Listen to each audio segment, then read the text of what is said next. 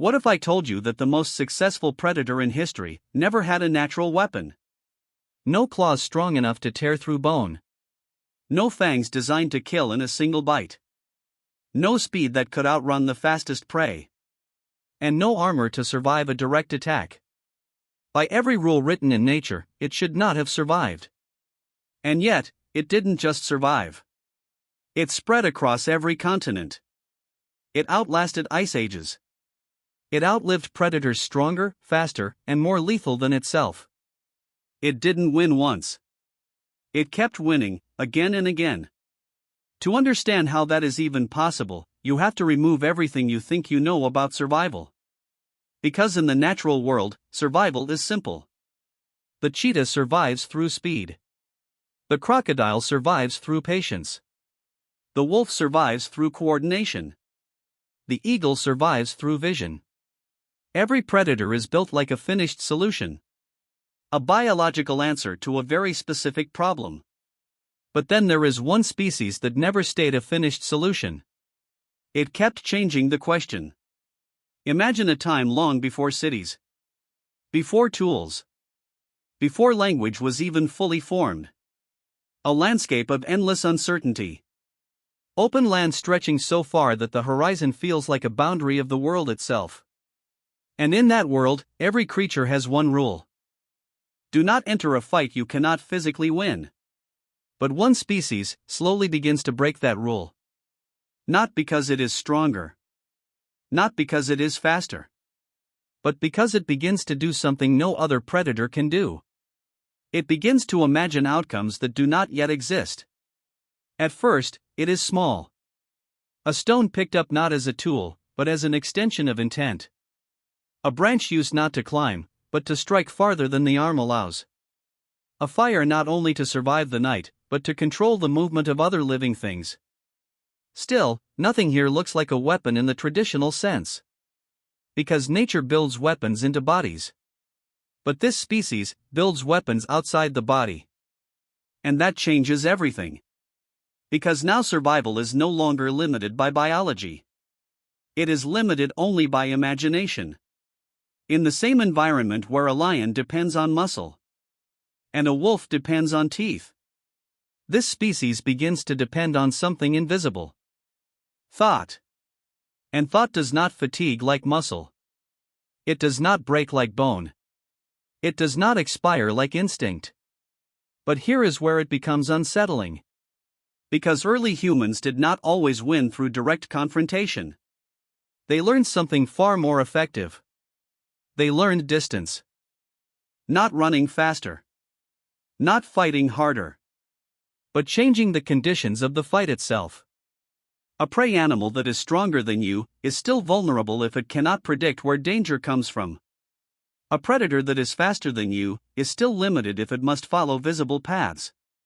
And slowly, something begins to emerge. Not a weapon in the hand, but a weapon in behavior. Patterns. Prediction. Planning. A mind that starts to simulate the future. At first, it is survival on a small scale. Avoiding danger. Following tracks. Reading the land like a language. But then something shifts. Because once a mind learns to predict nature, it can also begin to deceive it. And that is where the line between animal and something else begins to blur. On the surface, nothing changes. The world still looks the same. Predators still hunt. Prey still runs. Life still follows the ancient rhythm it always has. But underneath that surface, a silent transformation is beginning. Because one species has stopped reacting to the world. And started rewriting its response before the world even arrives.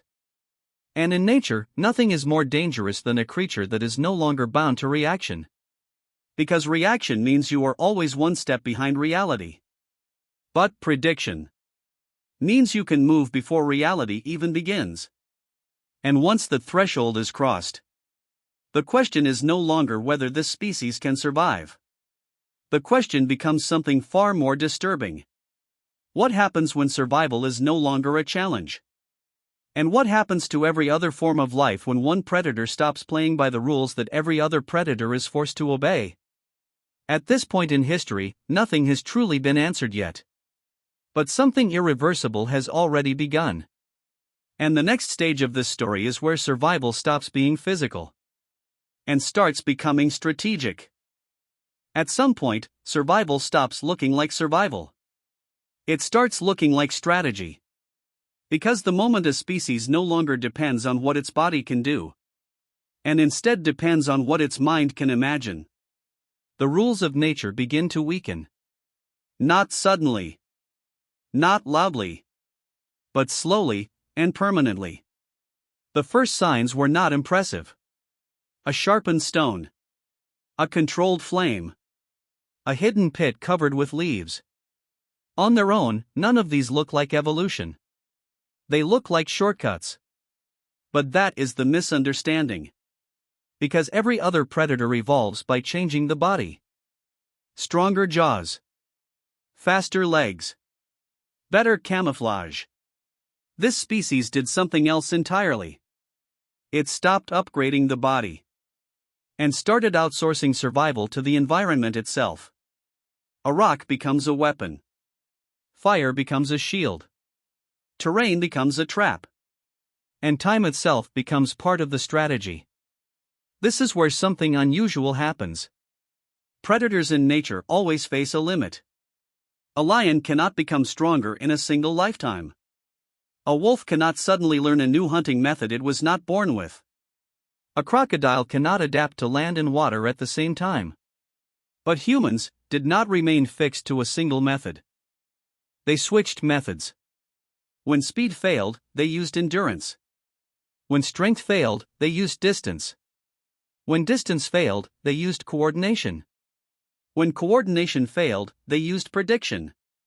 And when prediction failed, they built something new again. This is not evolution in the traditional sense. This is adaptation without waiting. And that is where the real shift begins. Because now survival is no longer about being the best at one thing. It becomes about being flexible at everything. At first, the advantage is small. A group of humans hunting larger prey not by force, but by control of movement. Driving animals into narrow spaces. Using terrain as an invisible ally. Turning environment into a silent partner in the hunt. Then it becomes more complex. Traps appear. Not random tools, but thoughts made physical. A pit is not just a hole in the ground. It is a prediction of where another mind will step. A snare is not just rope. It is a model of movement translated into physics. For the first time in nature, survival depends on understanding how another creature thinks. Not reacting to it, but simulating it. This is the true break from all other predators. Because every predator before this point only needed to understand the body of its prey. But now, understanding the mind of the prey becomes more important than physical strength. And once the threshold is crossed, there is no return. Because a mind that can model other minds can also model it. And once a species can imagine its own future behavior, it is no longer bound to instinct. It becomes something new. Something that can rewrite its own path. This is why no environment ever truly stopped humans. Ice ages did not erase them. Deserts did not contain them. Forests did not trap them. Oceans did not end them. Because the solution was never inside the body. The solution was always outside it. And every time nature created a limitation, this species responded by changing the rules instead of obeying them. But there is something even more unsettling hidden inside this pattern. Because the same ability that allowed survival also created something else. Expansion. Once a species can solve problems without biological limits, there is no natural boundary left to stop it. It does not just survive in environments. It reshapes them. Forests become farms. Rivers become routes. Mountains become barriers that can be crossed. Night becomes something that can be lit up. Even predators themselves stop being threats and become data. At some point, the question is no longer, can humans survive here? The question becomes, what cannot be changed? And slowly, the answer becomes harder to find. Because every limitation nature presents is met with a response that does not come from evolution, but from invention. And invention does not have a final form. It does not stop. It does not settle. It does not stay within balance. It keeps moving forward. Which means this story is not actually about the past. It is about momentum. A single direction that never truly reversed. And now, in the modern world, that same ancient pattern still exists. Only the tools have changed. Fire became electricity. Traps became systems. Coordination became civilization. Prediction became science. But the underlying behavior is identical. A problem appears. And a new reality is created to solve it. And this is where the original idea becomes uncomfortable. Because if a species can always invent a solution, then it can also invent solutions to problems that do not yet exist. It can prepare for futures that have not arrived. And it can create consequences it does not fully understand. So the final question is not about ancient hunters anymore. It is about what they became. A species that does not merely survive the world, but continuously rebuilds it. And if that process has no natural limit, then the only thing left to wonder is this. What happens when invention itself becomes the force that cannot be controlled? And what happens when the most adaptive predator in history stops adapting to nature and starts adapting nature to itself?